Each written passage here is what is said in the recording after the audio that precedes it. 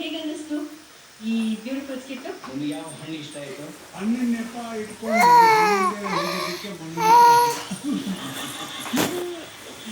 Skit ಚೆನ್ನಾಗಿತ್ತು.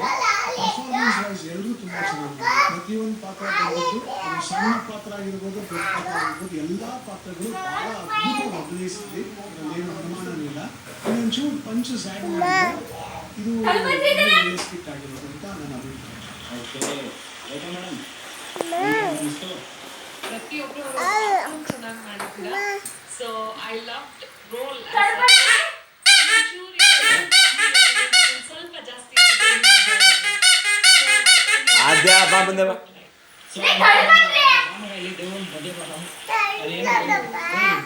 ಎಲ್ಲಾರು ಬಿಟ್ಕೊಂಡಾಗ dance ಮಾಡಿ ಮಾಡೋಣ.